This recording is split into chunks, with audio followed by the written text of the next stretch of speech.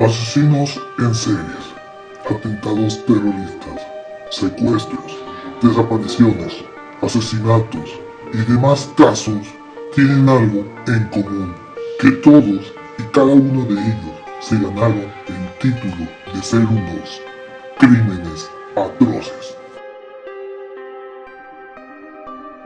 Bienvenidos sean a Crímenes Atroces, el podcast donde cada semana yo, Santiago Quiroz y Abato, les contaré a todos ustedes los casos de crimen real más atroces, macabros, mediáticos, terroríficos y sanguinarios que han marcado la historia de la humanidad. Bienvenidos sean al episodio 147 de Crímenes Atroces, el primer episodio de este año. Y sí, algunos venimos con resaca seguramente del 1 de enero y descansados. Pero como saben, nosotros no descansamos. Y hoy vamos a empezar el año bien, con algo que sonó el año pasado, precisamente por estas fechas, ya que cuando el gobierno de los Estados Unidos ve como prioridad la seguridad de sus ciudadanos, como la del resto del mundo, en ocasiones han hecho cosas terribles en nombre de la paz. Hoy les hablaré sobre una base naval ubicada en Cuba que el gobierno estadounidense usó como un centro de detención donde la vida de sus prisioneros lo han descrito como el infierno en la tierra. Este es el caso de la base naval y centro de detención que fue conocido como la pesadilla en Guantánamo. Sí, la bahía de Guantánamo, que el año pasado volvió a ser noticia porque el presidente actual quiso utilizarla como centro de detención de inmigrantes. Ahorita hablaremos de eso, pero antes de hablar del centro de detención de esta base naval, hablemos un poco del por qué existe esta base. Verán, la base naval de la bahía de Guantánamo se estableció en 1898, cuando Estados Unidos ocupó militarmente la isla tras la derrota de España en la guerra hispano-estadounidense. El gobierno de los Estados Unidos obtuvo un arrendamiento perpetuo que comenzó el 23 de febrero de 1903, con la firma por parte de Tomás Estrada Palma, primer presidente de la República de Cuba, del Tratado Cubano-Estadounidense. Artículo 1.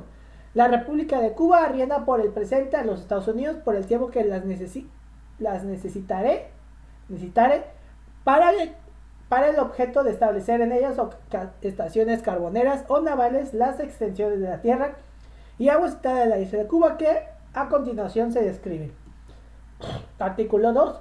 Bueno, y el artículo 3 dice: si bien los Estados Unidos reconocen por su parte la continuación de la soberanía definitiva de la República de Cuba sobre las extensiones de tierra y agua arriba descritas, la República de Cuba consiente por su parte en que durante el periodo en que Estados Unidos ocupen dichas áreas, a tenor de las estipulaciones de este convenio, los Estados Unidos ejerzan jurisdicción y señoríos completos sobre dichas áreas. Así dice eso. ¿Quién diría que años después Estados Unidos y Cuba tendrían que, digamos, sus roces? El recién formado protectorado estadounidense incorporó la enmienda Platt en la Constitución cubana. El Tratado Cubano-Estadounidense establecía que, entre otras cosas, que los Estados Unidos tendrían completo control y jurisdicción sobre la bahía de Guantánamo con propósitos de operar estaciones navales y de embarque, mientras que reconocía que Cuba mantenía su soberanía. Es como si en México les rentáramos un pedazo de tierra a Estados Unidos y pues ellos reconocen nuestra soberanía, pero ellos ocupan ese lugar. En 1905 hubo un requerimiento de ocupación de Cuba durante 3 años debido en parte a la enmienda Platt.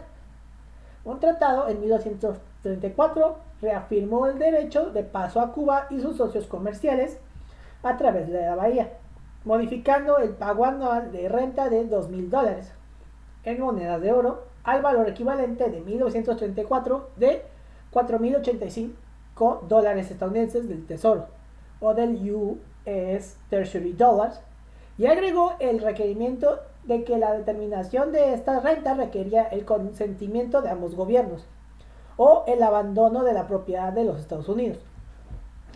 En 1961 se interrumpe la relación entre los Estados Unidos y Cuba tras la Revolución Cubana. En la actualidad, la base Quito es la única base estadounidense en operación en un estado socialista. Desde la llegada al poder de Fidel Castro, solamente ha cobrado una renta de alquiler, mientras que firmemente rechaza cobrar a cualquier otro gobierno ya que ve a esta base como ilegítima. No obstante, mientras no existían relaciones diplomáticas entre los Estados Unidos y Cuba, los Estados Unidos accedieron a mandar de regreso a fugitivos de la ley cubana a las autoridades de Cuba, y esta por su parte accedió a devolver a los Estados Unidos a los fugitivos de la ley estadounidense que hayan cometido delitos en Guantánamo. El control de este territorio cubano por parte de los Estados Unidos nunca ha estado bien visto entre los cubanos.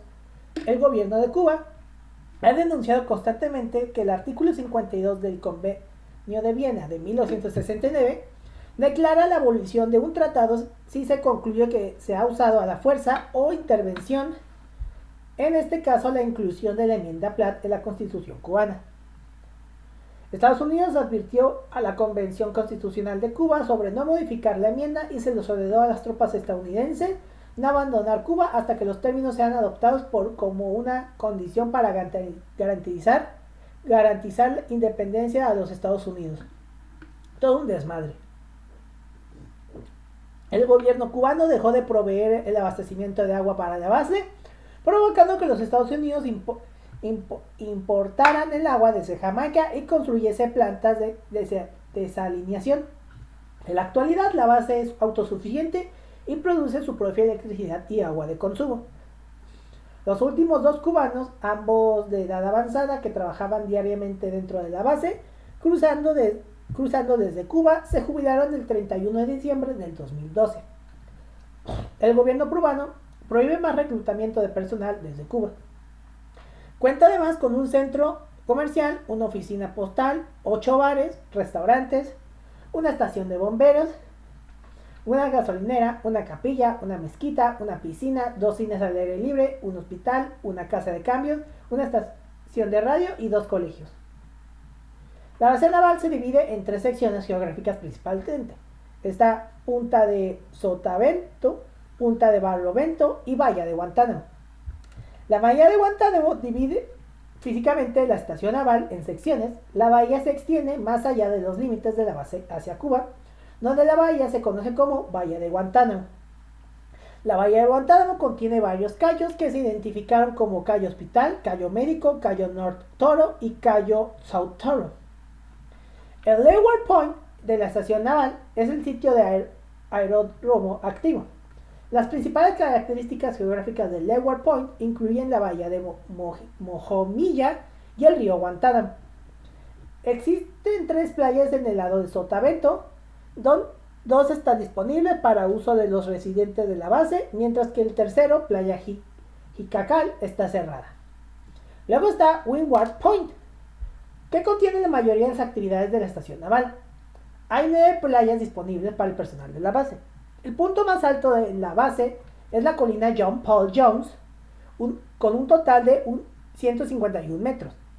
La geografía de Windward Point es tal que hay muchas calas y penínsulas a lo largo de la costa de la bahía que proporcionan áreas ideales para amarrar barcos. Según Stephen Crane describió el área como escaparada y cortada con barcos. También describió la costa como cubierta de crestas y acantilados calcáreos. Y luego está Cactus Curtain, o la cortina de cactus. Es un término que describe la línea que separa la base naval del territorio controlado por Cuba. Después de la Revolución Cubana, algunos cubanos buscaron refugio en la base naval de la bahía de Guantánamo. A fines de 1961, las tropas cubanas plantaron una barrera de cactus o puntina de 13 kilómetros de largo y 3,0 metros de ancho a lo largo de la sección noroeste de las cerca de 27 kilómetros que rodea la base para prevenir evasión del puesto de control al moverse entre la base y Cuba propiamente dicha. Esto se denomina la cortina de cactus, una alusión a la cortina de hierro en Europa, la cortina de bambú en Asia Oriental y la cortina de hielo en el estrecho de Bering. La cortina forma parte de una tierra de nadie que rodea la base. Esta área se completa con patrullas perimetrales, puestos de avanzada con sacos de arena y torres de vigilancia, y se ha completado con cercas de alambre de púas, campos de mina y cactus. Además de los cactus, Tanto las tropas estadounidenses como las cubanas erigieron, mantuvieron y de otro modo tripularon estas defensas, principalmente para evitar la evasión de los puestos de control y una posible invasión desde el otro lado. Las tropas estadounidenses y cubanas colocaron unas 55.000 minas terrestres antipersonal y antitanques en la tierra de nadie, alrededor del perímetro de la base, creando el segundo campo de minas más grande del mundo y el más grande del hemisferio occidental. Inicialmente las minas fueron colocadas por tropas estadounidenses, quienes también colocaron carteles que decían que las minas terrestres eran precauciones y no deberían considerarse agresivas. En respuesta, las tropas cubanas también colocaron sus propias minas. En ambas partes terminaron sus campos de minas en 1961. Entre 1961 y 1965, las explosiones de minas terrestres provocaron la muerte de al menos 10 personas, incluso como resultado de accidentes de ingeniería y asistentes a fiestas nocturnas. El 16 de mayo de 1996, hace 30 años, el presidente de los Estados Unidos, Bill Clinton, ordenó el desminado del campo estadounidense. Desde entonces ha sido reemplazado por sensores de movimiento y sonidos para detectar intrusos en la base. El gobierno cubano no ha removido sus correspondientes campos minados fuera del perímetro. Al pesar de la prohibición del establecimiento de empresas comerciales o de otro tipo, como se ha establecido en el artículo 3 de la segunda parte del contrato de arrendamiento, se han abierto varias empresas en la base militar. Un puesto de helados Baskin-Robbins, que abrió en la década de los 80, fue una de las primeras franquicias comerciales permitidas en la base. A principios del 82, la base agregó el primer y único restaurante McDonald's en Cuba. En el 2002 abrió un restaurante Subway. En 2004 abrió un restaurante combinado de KFC y A&W en La Bolera y se añadió un Pizza Hut Express al restaurante de Windjammer. También hay una cafetería que vende café Starbucks y hay un restaurante combinando KFC y Taco Bell. La mayoría de los restaurantes de la instalación son franquicias pertenecientes al Departamento de la Marina y son operados por él. Todas las ganancias de estos restaurantes se utilizan para apoyar las actividades de moral, bienestar y recreación para el personal de servicio y sus familias. Estos restaurantes se encuentran dentro de la base, como tales no son accesibles para los cubanos. Y ahora sí, a lo que nos trunje Chencha. Ahora hablaremos del centro de detención más terrible que tiene esta bahía y que sería la pesadilla para miles de detenidos. Verán, la prisión militar fue establecida por el entonces presidente George W. Bush en el 2002, tras los atentados del 11 de septiembre del 2001 contra las Torres Gemelas del US World Trade Centers. Que si quieren hablar todo, que si que ya lo contamos, es el episodio 100 de Crímenes Atroces. 2 días después del ataque, el Congreso de los Estados Unidos aprobó una resolución para que se otorgara al presidente George W. Bush una autorización sin precedentes para emplear la fuerza contra naciones, organizaciones e individuos que, según su criterio, estuviesen relacionados en cualquier modo con los atentados o con actos futuros del terrorismo internacional. El 17 de septiembre, el presidente Bush firmó un memorando en el que autorizaba a la CIA a instalar centros de detención fuera del territorio estadounidense. Este documento tiene de carácter secreto. En noviembre del 2001, George W. Bush firmó una orden ejecutiva en materia de militar sobre detención, tratamiento y ejecución de ciertos extranjeros en la guerra contra el terrorismo, por la que autorizó al Pentágono a mantener a ciudadanos no estadounidenses bajo custodia indefinida sin cargos.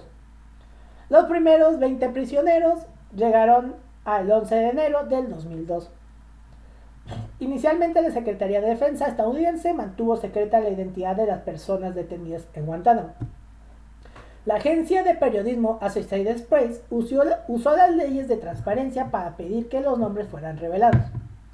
Como respuesta, el ejército estadounidense admitió haber detenido a 777 prisioneros en Guantánamo. Poco después, miembros del gabinete de Bush sugirieron que el campo militar de Guantánamo podía considerarse fuera de la jurisdicción legal de Estados Unidos.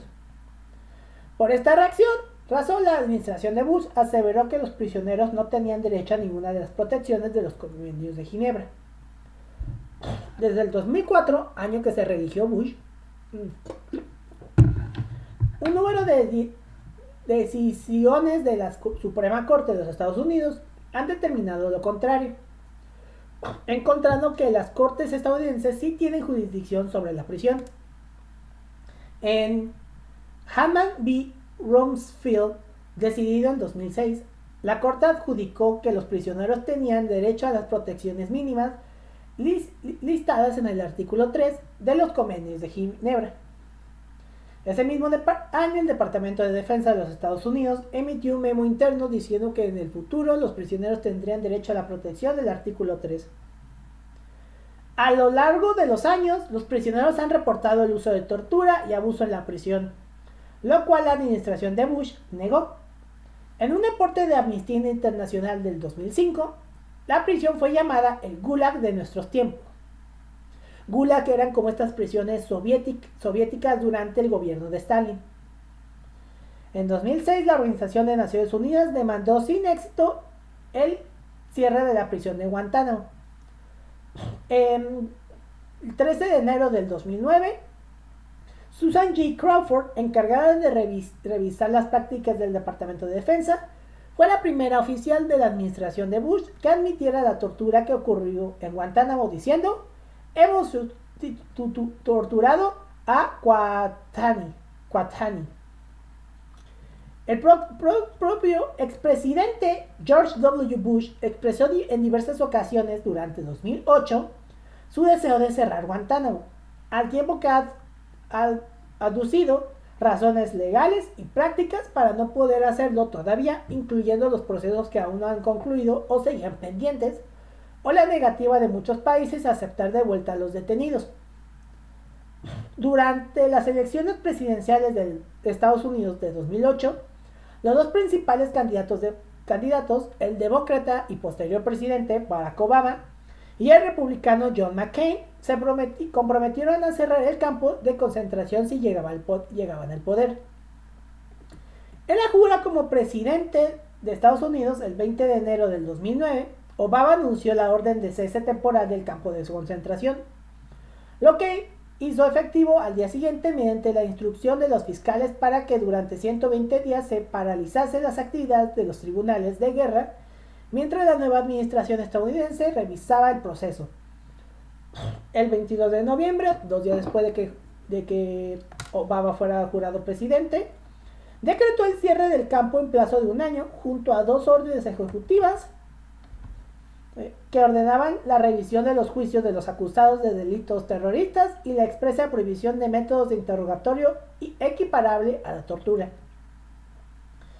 No obstante, en 2 ocasiones, 2009 y 2010, el Congreso de los Estados Unidos prohibió el uso de fondos públicos para el traslado de presos de Guantánamo a cualquier otro territorio del país, en especial después de las elecciones parciales en las que los republicanos se situaron con mayoría del Congreso, lo que hizo inviable el cierre del centro.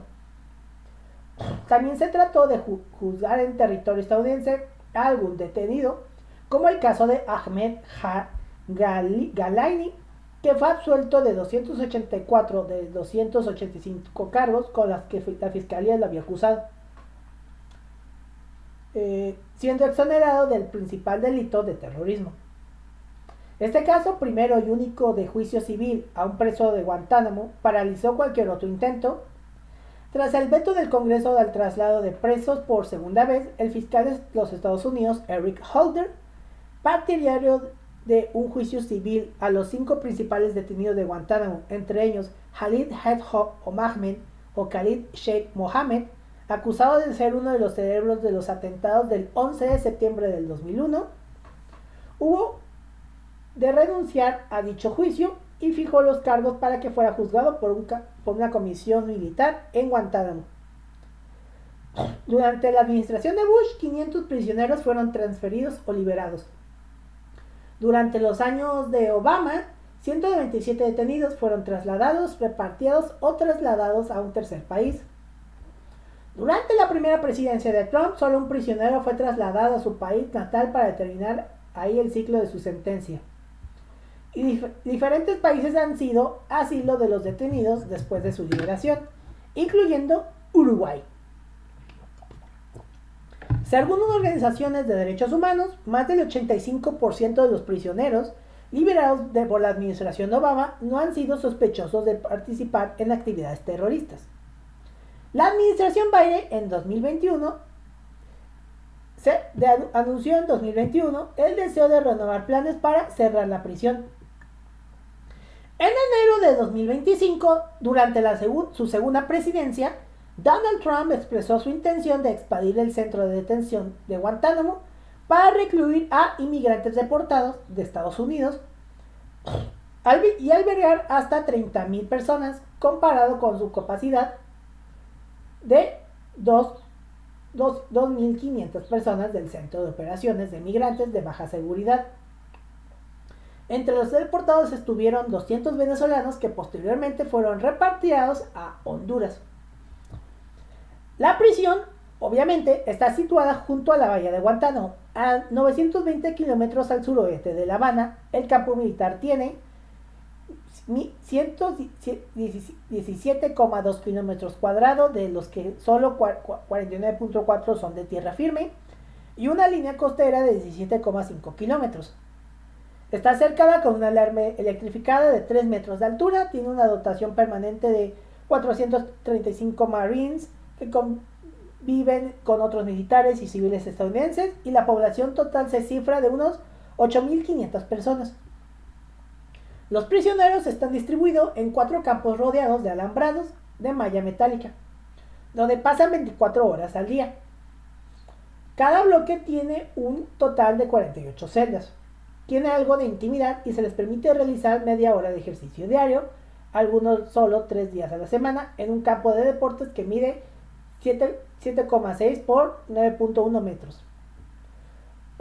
Antes de la pandemia de COVID-19, los prisioneros podían recibir visitas de la Cruz Roja, organización que se encarga también de llevarles las cartas de sus familiares. Oficiales estadounidenses inspeccionan el contenido de toda la correspondencia y tienen autoridad de censurar su contenido. Los prisioneros no pueden recibir visitas de sus familiares ni se les permitía. Hasta el mes de marzo del 2008, hablar con ellos por teléfono de forma regular. Las luces de los pasillos y las instalaciones están encendidas día y noche. Es decir, tortura de cómo puede alguien dormir con la luz prendida todo el tiempo. Amnistía Internacional calcula que el 80% de los detenidos están recluidos en el régimen de aislamiento en el campo 5, el campo 6 o el campo llamado ECO. El campo 6 se construyó para albergar a 178 prisioneros. En la instalación donde las condiciones son más severas. Los detenidos están confinados durante un mínimo de 22 horas al día en celdas individuales de acero sin ventanas al exterior.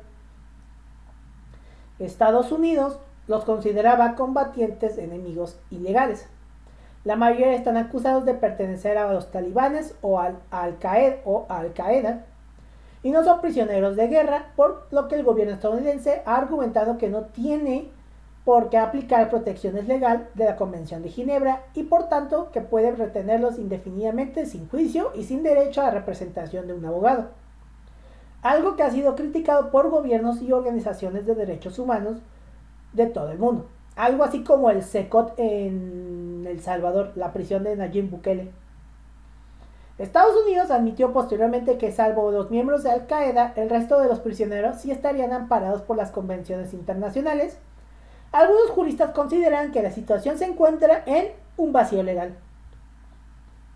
La primera decisión judicial fue tomada el 31 de julio del 2002. La juez federal de Columbia, Colleen Collar Cotelli, determinó que el sistema legal estadounidense carecía de jurisdicción sobre personas retenidas en Guantánamo. Este fallo fue rectificado en marzo del 2003 por otro juez federal. En junio del 2004, el Tribunal Supremo de los Estados Unidos dictaminó que los tribunales de Estados Unidos tienen jurisdicción requerida para disputar la legalidad de la detención de ciudadanos extranjeros capturados en el extranjero en actividades hostiles y encarcelados en la bahía de Guantánamo. y falló que 3 prisioneros que habían invocado su derecho a ser juzgados podían llevar su caso ante tribunales civiles. No obstante, la mayoría de los jueces federales, en cuyas manos está cómo aplicar la doctrina marcada por el Supremo, secundó la tesis de la administración de que es posible retener a los combatientes extranjeros indefinidamente sin presentar cargos contra ellos o someterles a juicio. En 2006, el Supremo volvió a atacar la estrategia del Pentágono, señalando que la organización Tribunales Militares para Prisioneros de Guerra Extranjeros viola el Código de Justicia Militar y la Convención de Ginebra. Además, no recogió en norma alguna. El Congreso de la mayoría republicana en aquel momento reaccionó aprobando una ley en la que se daba cobertura expresamente a estos tribunales militares. Hasta 2008 han sido encarcelados alrededor de 800 prisioneros de 42 países, la mayoría afganos y pakistaníes.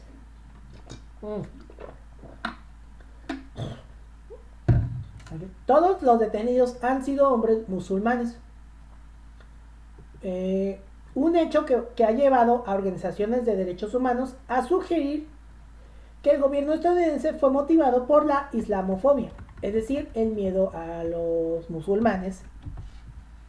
El número de prisioneros fue descendiendo paulatinamente desde 2003, al ser devuelto cerca de medio millar a sus países de origen, la mayoría de Afganistán y Pakistán, pero también a muchos países europeos como España, Francia, Reino Unido, Rusia, Suecia, Turquía y Bélgica, y a otros países como Arabia Saudita, Australia, Bahrein, Bangladesh, Egipto, Irak, Irán, Jordania, Kuwait, Libia, Maldivas,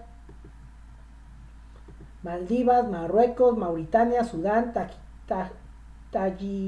Tayikistán, Uganda y Yemen. En septiembre de 2008 quedaban alrededor de 250. En enero del 2021 hay 40 prisioneros. De 2021 hay 40 prisioneros en Guantánamo, la mayoría de los cuales han pasado casi 2 décadas en la cárcel. Según Amnistía Internacional, hasta 17 de los detenidos de la prisión eran menores de edad cuando fueron puestos bajo custodia. Años después, Estados Unidos admitió haber retenido a 12 menores, uno de los cuales se suicidó. Un estudio de esta misma organización, efectuado a cerca de 500 detenidos, indica que solo el 5% de los prisioneros habían sido capturados originalmente por fuerzas estadounidenses. El 85% había sido arrestados por fuerzas pakistaníes o de combatientes en Afganistán y frecuentemente entregados a Estados Unidos a cambio de recompensas. De 2003 a 2011 habían muerto 7 prisioneros en Guantánamo, de los cuales 3 de ellos se suicidaron en junio del 2006 ahorcándose con las sábanas de sus camas, y otros 2 se suicidaron en 2007 y 2009. Uno murió de cáncer y el último falleció de un paro cardíaco en febrero del 2011. Pese a estar bajo custodia, no se les practicó ninguna autopsia. Estados Unidos afirma que los detenidos reciben un trato humanitario y que son muy felices. No obstante, el hecho de que no se encuentren en suelo estadounidense, las autoridades no consideran la base Guantánamo como parte del país. Hace que no disfruten de los derechos que otorga la Constitución de Estados Unidos a los prisioneros, entre ellos la presunción de inocencia o el derecho a un juicio conjurado. Con respecto a las condiciones del centro de detención, la administración estadounidense niega que se practique la tortura e insiste que se trata de una instalación modelo. Y recuerda que ha sido visitada por más de 2,000 periodistas de 400 medios de comunicación de todo el mundo. A fines del 2000... informes de Naciones Unidas señala que existen algunos detenidos que han sido torturados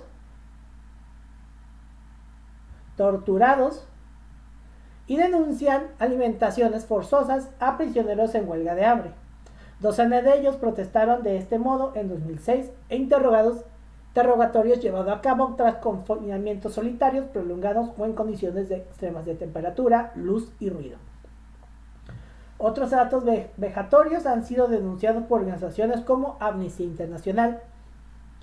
A finales del 2004, un informe de la Cruz Roja Internacional y la filtración de memorandos del FBI reconocía el uso de la base de tácticas de coerción psicológica y física equivalente a torturas, hechos que fueron reconocidos en una investigación militar y en junio de 2005 por el Departamento de Defensa. Según Amnistía Internacional, 14 detenidos fueron trasladados a Guantánamo en septiembre de 2006, tras permanecer en régimen de incomunicación bajo custodia secreta de la CIA durante periodos de hasta 4 años y medio. Los juicios a los presos de Guantánamo son llevados a término por tribunales militares creados de la propia base al amparo del Acta de Poderes Especiales de 2006. Están formados por entre 5 y 12 oficiales de las Fuerzas Armadas estadounidenses. Un juez militar calificado preside la sesión. Para lograr una condena, al menos 2/3 de los miembros tienen que estar a favor, pero si se trata de una sentencia de muerte, que puede solicitarse si llega a probarse que alguien murió por culpa del acusado, la decisión tiene que ser unánime y ratificada en última instancia por el presidente de los Estados Unidos. Las torturas que se realizaban se describían como pesadilla para los prisioneros. Un informe del Comité de Inteligencia del Senado de Estados Unidos de 2014 confirmó el uso de métodos calificados de brutales e ineficaces, y las técnicas utilizadas incluían el waterboarding o simulación de ahogamiento o submarino, una técnica que provoca la sensación de ahogarse, posiciones de estrés, obligar a los detenidos a permanecer en posturas corporales incómodas o dolorosas durante periodos prolongados, privación del sueño, mantener a los prisioneros despiertos durante días o semanas, confinamiento estrecho, encerrar a los prisioneros detenidos en cajas o celdas muy pequeñas, el uso de música a alto volumen y luces intermitentes constantes, desnudez forzada y humillación sexual, hipotermia inducida y golpizas brutales. Organizaciones como Amnistía Internacional y la Cruz Roja, así como relatores de la ONU, han documentado estos abusos a lo largo de los años y han instado repentinamente a Estados Unidos a cerrar la prisión y a investigar y procesar a los responsables de las torturas.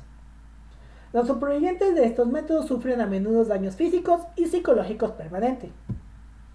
Ahora les contaré sobre algunos casos de tortura y detenidos más conocidos que pueden consultar en la página Amnistía Internacional. Está el de Abu Zubaydah, un palestino apátrida sometido a desaparición forzada, tortura y otros malos tratos, y en la actualidad se encuentra bajo custodia militar indefinida sin cargos ni juicio. Está el de Zain al-Abidin Muhammad Hussein, más comúnmente conocido como Abu Zubaydah, que fue detenido a finales de marzo del 2002 en una casa de Faizabad, Pakistán. Fue entregado a los Estados Unidos, donde la CIA lo mantuvo recluido en detención secreta en diversos lugares no revelados hasta el 4 de septiembre del 2006, en que lo trasladaron a la bahía de Guantánamo. En 2008 la CIA admitió haber sometido a Abu Zubaydah a la práctica de waterboarding, técnica consistente en hacer sentir al detenido que se está ahogando. Desde entonces se ha sabido que en agosto de 2002 se le aplicó más de 83 veces la tortura antes mencionada.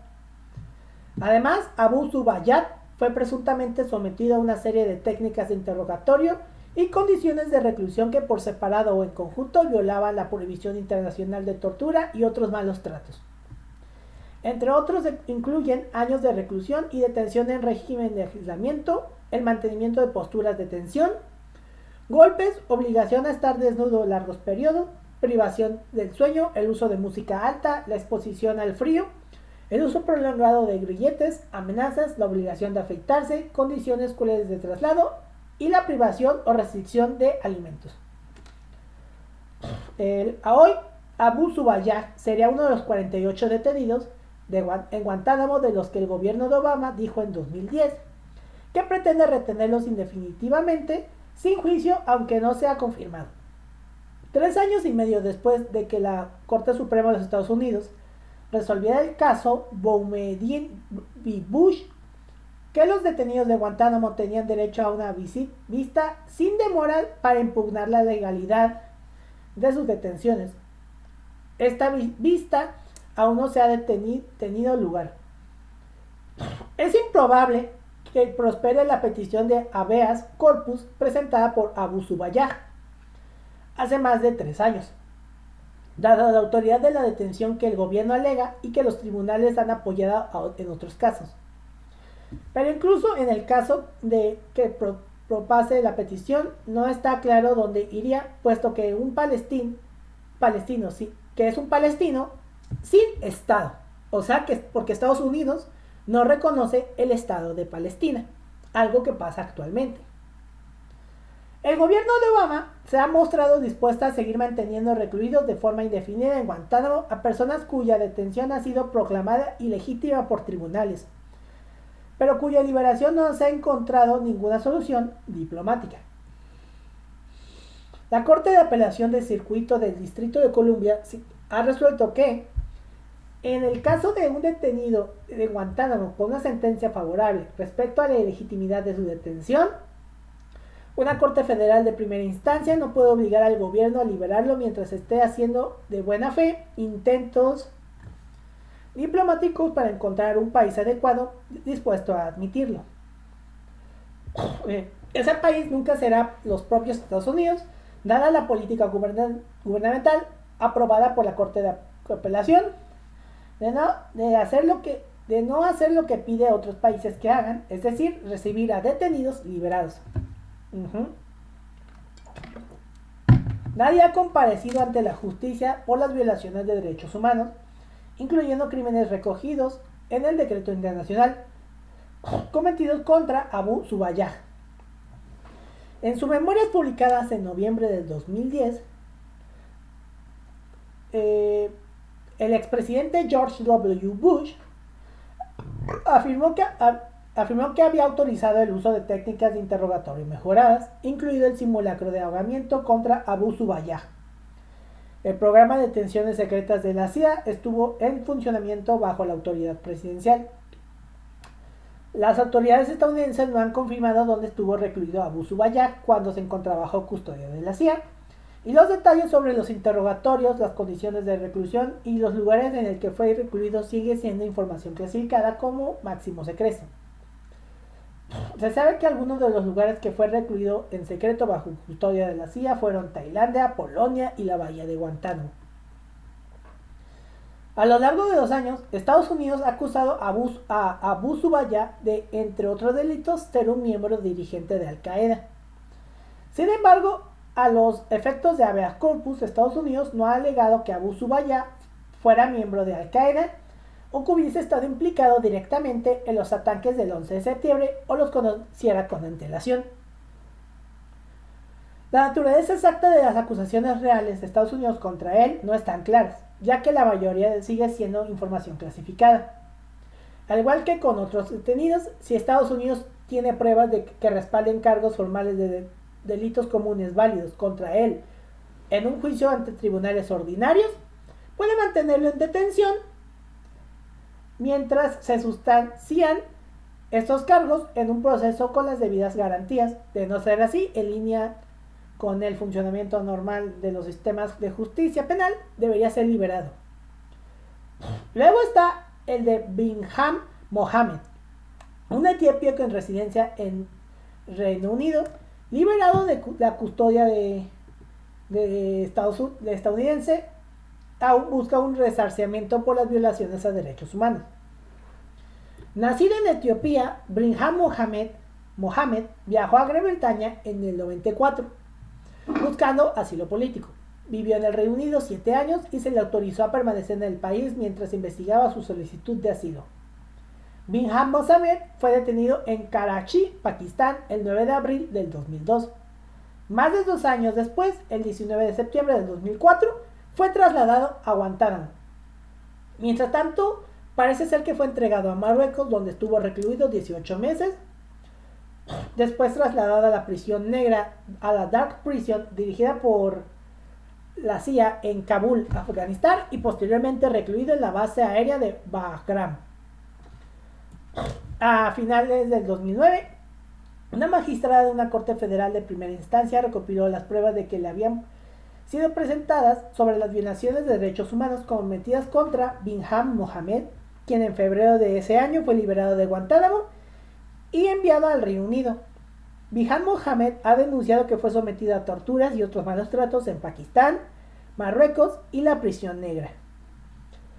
La jueza constató que el gobierno estadounidense no refuta ni niega la exactitud de la historia del trato brutal denunciada por Binham Mohamed. Asimismo, concluyó que las denuncias que sustentan en numerosos indicios de credibilidad debido a su grado de detalle y su coherencia, y al hecho de que Binham Mohamed ha presentado sus denuncias de forma pública y enérgica ante los tribunales británicos tras ser liberado de la bahía de Guantánamo. Su persistencia al narrar los hechos, concluyó la jueza, detona su voluntad de demostrar la verdad de su versión de los eventos tanto en los tribunales de justicia como en el tribunal de la opinión pública. Y prosigue, dice: la brutal continuidad y experiencia de Binham Mohamed durante su detención tiene un gran peso ante el tribunal. El trauma de Binham Mohamed duró 2 largos años. Durante ese tiempo fue torturado física y psicológicamente. Le mutilaron los genitales. Fue privado de sueño y alimento. Fue trasladado de forma sumaria y de una prisión extranjera a otra. Los captores lo mantuvieron en posturas de tensión durante varios días seguidos. Se le obligó a escuchar música ensordecedora, así como los gritos de otros prisioneros mientras estaba encerrado en una celda totalmente oscura. Durante el tiempo se le obligó a culparse a sí mismo y a otros en varias conspiraciones que habrían peligrar la vida de los ciudadanos estadounidenses. El gobierno no refuta estas pruebas.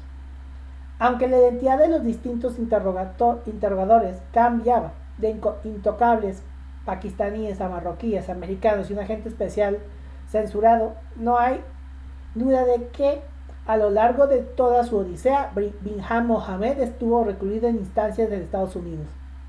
Los captores cambiaron los centros de detención y a menudo también su ubicación dentro de cada centro de detención. Se lo trasladó de un país a otro, se le interrogó y golpeó sin que tuviera acceso a ningún tipo de asesoramiento hasta llegar a la bahía de Guantánamo. A pesar de este comentario judicial, las autoridades estadounidenses no han cumplido la obligación de investigar y hacer comparecer ante la justicia a las personas responsables de estas violaciones. Además, el gobierno de Obama ha continuado la política de su predecesor, caracterizada por bloquear de forma activa cualquier posibilidad de reparación. Binham Mohamed forma parte de un grupo de 5 demandantes en un pleito, el de Mohamed B. Jespen, interpuesto ante un tribunal federal estadounidense, en el que denunciaban haber sido objeto de desaparición forzada, tortura y otros tratos crueles, inhumanos o desagradantes infligido por personal estadounidense y agentes de otros gobiernos bajo el programa de entregas extraordinarias de la CIA. El 8 de septiembre del 2010, una corte federal de apelaciones ratificó por 6 votos frente a 5 la decisión de el gobierno de Obama invocar la prerrogativa del secreto de Estado para desestimar la demanda, lo que posiblemente ponga en fin a la búsqueda de una reparación judicial en Estados Unidos para estos hombres. Los 5 jueces discrepantes advirtieron que la doctrina de los secretos de Estado es tan peligrosa como los medios para encubrir conductas indebidas del gobierno bajo el disfraz de seguridad nacional, y supone una violación tan grave de derechos comunes debido al proceso jurídico que los tribunales deberían restringir su aplicación a la menor cantidad de circunstancias que aún protejan los secretos esenciales del gobierno. Acusaron a los 6 jueces del voto mayoritario de agregar de forma gratuita el término supuestamente a casi todos los enunciados que describían que los demandantes alegaban que les había ocurrido, y desestimar con rapidez la gran cantidad de pruebas disponibles públicamente que respaldaban la recopilación de 1800 páginas de materiales públicos presentados que respaldaban las denuncias de los demandantes. El 16 de mayo del 2011, la Corte Suprema de los Estados Unidos desestimó la causa sobre entregas extraordinarias Mohammed v. Jespen, con el que se mantuvo la sentencia de la Corte Federal de Apelaciones. En noviembre de 2011, los demandantes llevaron el caso a la Comisión Interamericana de Derechos Humanos y el caso está pendiente de resolución. Luego está el caso de Musa Omar al-Madhwani, un yemení.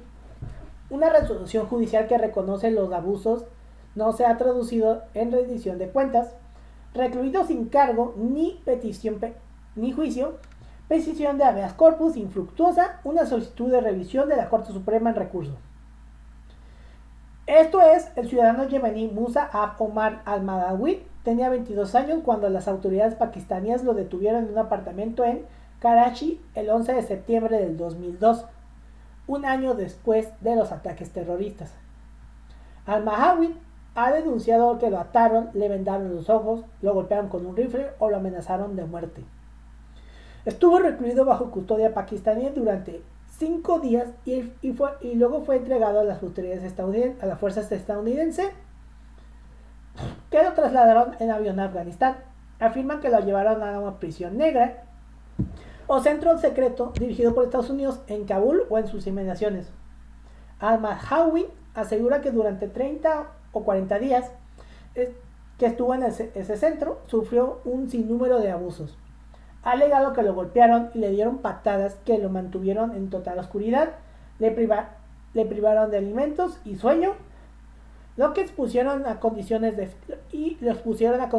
frío extremo.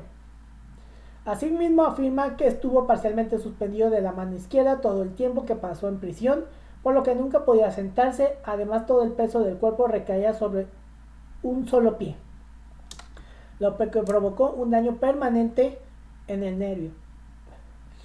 Después lo trasladaron a la base aérea estadounidense de Bagram, donde le retuvieron otros 5 días y sufrió más abusos.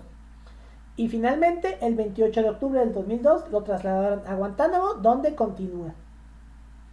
Una vista de habeas corpus que tuvo lugar ante una corte federal de primera instancia el 14 de diciembre del 2019, más de 7 años después de que al-Mahdouani fuera trasladado a Guantánamo, el juez mencionó que el gobierno estadounidense no había hecho ningún intento de refutar las denuncias de torturas de al-Mahawi y que no había pruebas en el informe de que no se ajustaran a la realidad.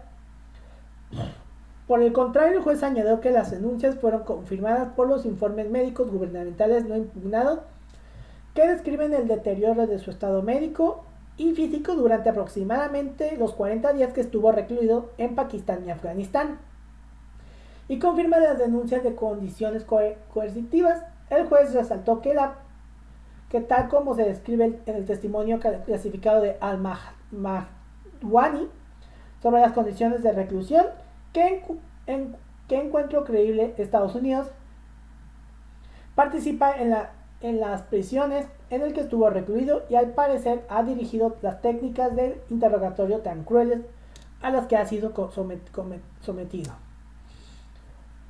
En enero del 2010, la Corte Federal de Primera Instancia denegó la petición de habeas corpus de Musa al-Madhwani, a pesar de que el juez afirmó que no estaba convencido de que el detenido supusiera una amenaza para la seguridad nacional de Estados Unidos, dada la ausencia de pruebas de que hubiera disparado un arma en batalla o planeado, participado o conocido con antelación conspiraciones terroristas.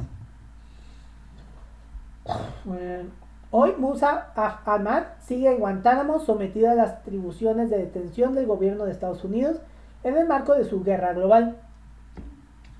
La Corte de Apelaciones ratificó la resolución a la Corte Federal de Primera Instancia en mayo del 2011. En octubre de 2011 se presentó ante la Corte Suprema de Estados Unidos una petición para que se hiciera cargo del caso.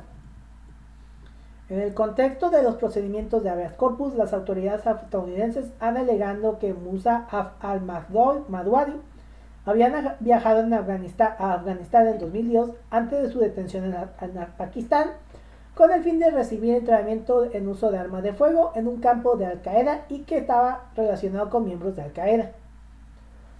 Aunque él ha negado los cargos, la Corte Federal en primera instancia resolvió que había pruebas suficientes que demostraban que Musa al-Madwadi formaba parte de Al-Qaeda y por tanto podía seguir recluido.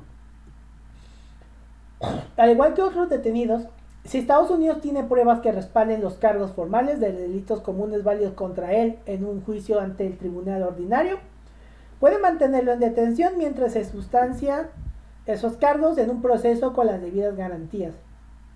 De no ser así, en línea de funcionamiento normal de los sistemas de justicia penal, debería liberarlo. Luego está el caso de Mohamedou Ould Slahi, un mauritano sometido a tortura u otros malos tratos en Guantánamo. Detención indefinida sin cargos ni juicio, ganó el recurso de habeas corpus que se revocó en la apelación. Este ciudadano mauritano fue detenido en Mauritania en noviembre del 2011, 2 meses después de los atentados. Una semana después se le entregó a Jordania, donde estuvo recluido 8 meses. Posteriormente, en julio del 2002, fue trasladado a Afganistán, donde estuvo recluido en Bagram, y el 4 de agosto del 2002 lo trasladaron a Guantánamo. Además de ser objeto de desaparición forzada, Mohamedou Slahi fue presuntamente sometido a torturas u otros cargos crueles, inhumanos y degradantes en Jordania, Bagram y Guantánamo, así como durante los traslados. En 2003, en Guantánamo, se le privó presuntamente de sueño durante unos 70 días seguidos, sometido a iluminación estroboscópica y música heavy metal a alto volumen. Amenazas contra él y su familia, intimidación con perros, temperaturas frías, riego con agua fría, ataques físicos y privación de alimentos. En abril de 2010, un juez federal afirmó que había numerosas pruebas de que Mohamedou Slahi había sido sometido a malos tratos graves e importantes en Guantánamo desde a mediados de junio hasta septiembre del 2003. Durante este periodo, sus captores militares estadounidenses lo clasificaron en la categoría de proyecto especial y lo sometieron a un plan de interrogatorio especial de 90 días, aprobando diversos oficiales de alta graduación, entre ellos el secretario o ministro de Defensa. Donald Rumsfeld relata las memorias que publicó en 2011 que había aprobado técnicas de interrogatorio que no se encuentran en el habitual manual de campo del ejército, para que se les fueran aplicadas a Mohamedou Ould Slahi, dado que este se resistía constantemente a ser interrogado. En abril del 2010, un juez federal estadounidense ordenó la liberación de Mohamedou Ould Slahi. El juez concluyó que la detención era ilegítima y que añadió que un tribunal de habeas corpus no puede permitir que un hombre sea retenido de forma indefinida basándose en una sospecha o porque el gobierno prevé que puede realizar actos ilegales en el futuro. El gobierno no estuvo de acuerdo con Obama. El gobierno de Obama no estuvo de acuerdo y recurrió. En el marco de la guerra global de Estados Unidos, el gobierno de Obama adujo que la detención de Mohamedou Slahi era legítima. Los abogados del Departamento de Justicia estadounidense argumentaron que no era necesario que Slahi hubiera participado personalmente en combate o que además carecía de importancia que hubiera sido trasladado a custodia estadounidense en un lugar distinto de Afganistán. La facultad presidencial de detención continuaba la argumentación. No se limita a las personas capturadas en un campo de batalla en Afganistán y afirma que lo contrario supondría mutilar la capacidad del presidente para combatir a Al-Qaeda con eficacia. En noviembre del 2010, la Corte de Apelaciones anuló la sentencia de la Corte de la primera instancia y devolvió el caso para que continuaran los procedimientos sobre la cuestión si Mohamedou Slahi formaba parte de Al Qaeda, en el momento que fue puesto bajo custodia, a pesar de sus afirmaciones de que aquel momento ya había cortado todos lazos con el grupo. Habrá de una nueva vista de habeas corpus en la Corte Federal de Primera Instancia en algún momento de 2012. Para entonces Mohamedou Slahi habría estado bajo custodia sin cargos ni juicio en un decenio.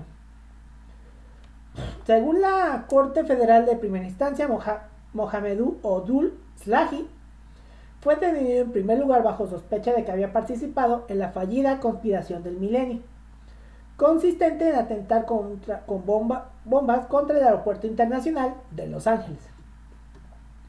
El gobierno mantenía que Slahi seguía formando parte de Al Qaeda, lo que el detenido negaba. El juez manifestó que el problema del gobierno es que la prueba de Slahi brindaba apoyo material a los terroristas que está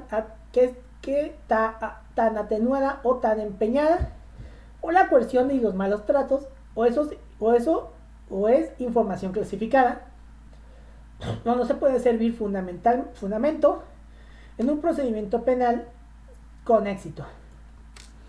Al igual que con otros detenidos, si Estados Unidos tiene pruebas de que respalden los cargos formales de delitos comunes válidos contra él en un juicio ante tribunales ordinarios, puede mantenerlo en detención mientras se sustancian esos cargos en un proceso con las debidas garantías. De no ser así, en la línea de funcionamiento normal de los sistemas de justicia penal, debería liberarlo. Luego está el caso de Abd al-Rahim Hussein Mohammed al-Nashiri, un saudí sometido a tortura, desaparición forzada. Se enfrenta en la actualidad un juicio injusto a cargo de una comisión militar y una posible ejecución. Este es el caso del ciudadano saudí Abd al-Rahim Hussein Mohammed al-Nashiri. Ha permanecido bajo custodia estadounidense durante más de 9 años, de los cuales más de 5 han transcurrido en Guantánamo. Será juzgado por alguna comisión militar y se enfrenta a una posible condena de muerte. Las fuerzas de seguridad locales lo detuvieron en Dubái, en Emiratos Árabes Unidos, en octubre de 2002 y se lo entregaron a agentes estadounidenses un mes más tarde.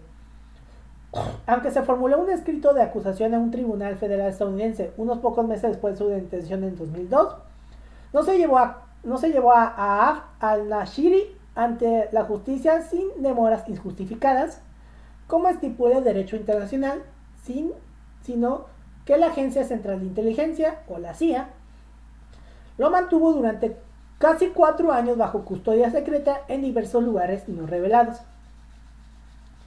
Durante el tiempo que permaneció bajo custodia de la CIA, fue objeto de desaparición forzada y de tortura, incluida la práctica de simulacro de ahogamiento o waterboarding. La información divulgada en el dominio público indica que Abd al-Rahim al-Nashiri también le colocaron grilletes, lo encapucharon y lo obligaron a desnudarse, además de recibir amenazas con una pistola en mano y un taladro eléctrico. Se me está cortando la voz de leer todo esto.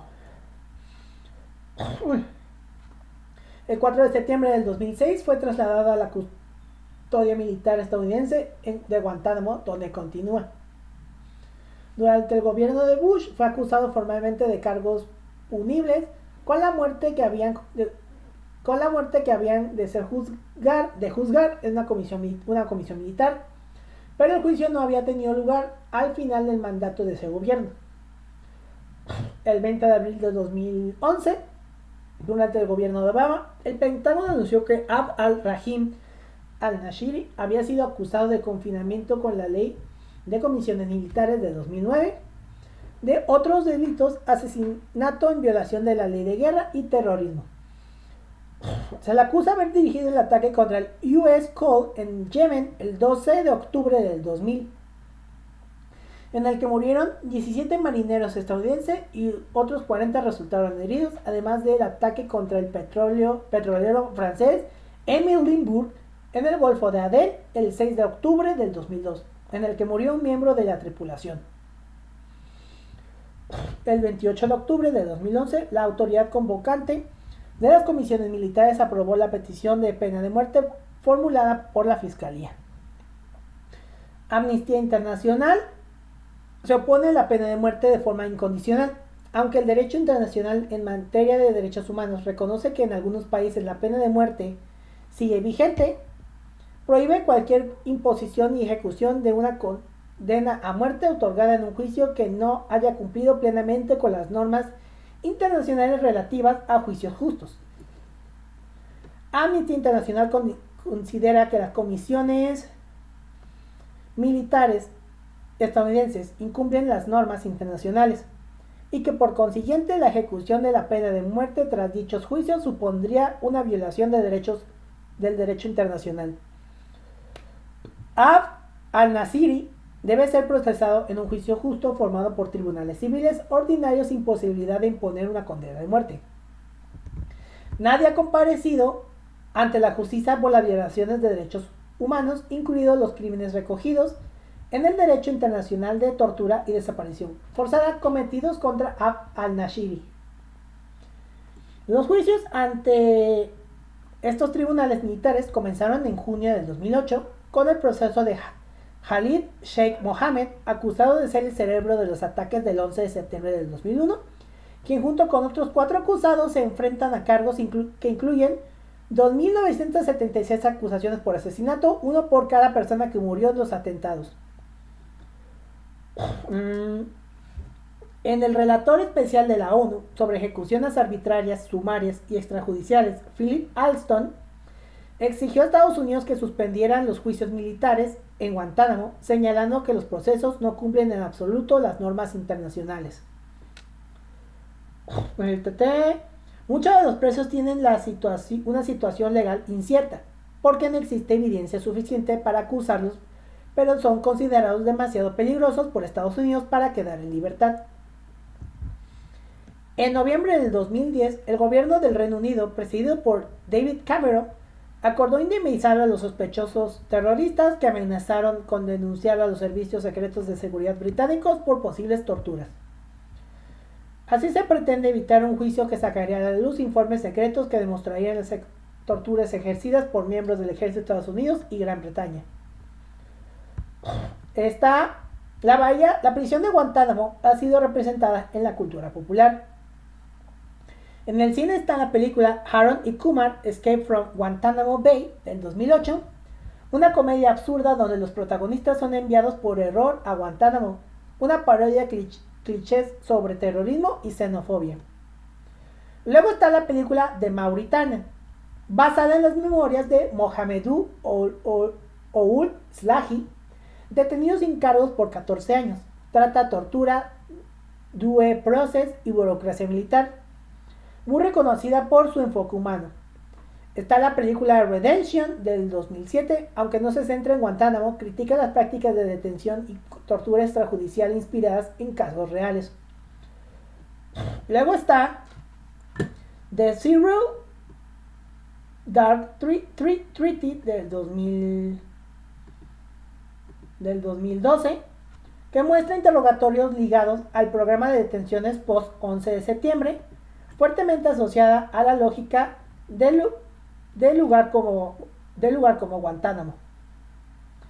Entre documentales están Taxi to the Dark del 2007, que fue el ganador del Oscar a Mejor Documental, revela abusos del sistema de detención americano con referencias centrales en Guantánamo. Luego está una documental de National Geographic del 2009 llamado Inside Guantánamo, que intenta mostrar el punto de vista militar desde el centro. Luego está un docudrama llamado The Road to Guantánamo sobre los Teton 3, unos británicos detenidos y erróneamente y torturados. En la televisión están Homeland, que en varias temporadas aluden a Guantánamo y a la práctica de detención. El lugar sirve como un símbolo de tensiones éticas en la CIA. Luego está 24, No muestra a Guantánamo directamente, pero incorpora su lógica, detenciones sin debido proceso y tortura como recurso dramático. Programas como NCIS, La Ley y el Orden y CSI en múltiples episodios usan Guantánamo como transformo para juicios militares o casos de abuso. En la comedia y la sátira está el programa Saturday Night Live, ya que numerosos sketches burlescos sobre el trato de prisioneros y la política del gobierno. Luego está John Oliver de The Last Week Tonight. Ha dedicado segmentos desmontando la burocracia absurda, costos y contradicciones políticas del centro. En la literatura está Guantánamo, un libro de 2007 escrita por Dorothy Crawford, una novela que explora la vida de un joven musulmán acusado injustamente. Luego está The Guantánamo Files de Annie Worthington de 2007, una investigación exhaustiva usada como base para muchas obras posteriores. Luego está Guantánamo Diary, un libro publicado en 2015 por Mohamedou Ould Slahi en 2015, que quizás es el testimonio más influyente. Escribió el libro desde la prisión, inicialmente con partes censuradas. En la poesía está Poem from Guantánamo de Mark Falkhoff de 2007, que es una colección de poemas escritos por detenidos, obra poderosa sobre la deshumanización y resistencia. En música están grupos como Rage Against the Machine, que hace referencia en actuaciones y discursos sobre tortura y detención, en la canción Mosh del 2009 de Eminem, aunque no lo menciona directamente, forma parte del clima anti-Bush y anti-guerra contra el terror. Luego está System of a Down, Immortal Technique y The Core, en canciones como Immortal Technique y The Cope, que son canciones y comentarios sobre torturas, geopolítica y detenciones ilegales. Y luego está American Idiot de Green Day, que critica el clima político del que Guantánamo es parte simbólica.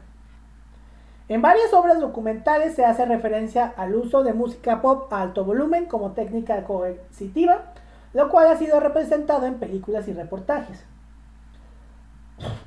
En videojuegos están, y aunque muy pocos juegos usan el nombre explícito por sensibilidad legal, sí aparece la idea de prisiones militares offshore, interrogatorios extrajudiciales, bases navales secretas y campamentos de detención post-11 de septiembre.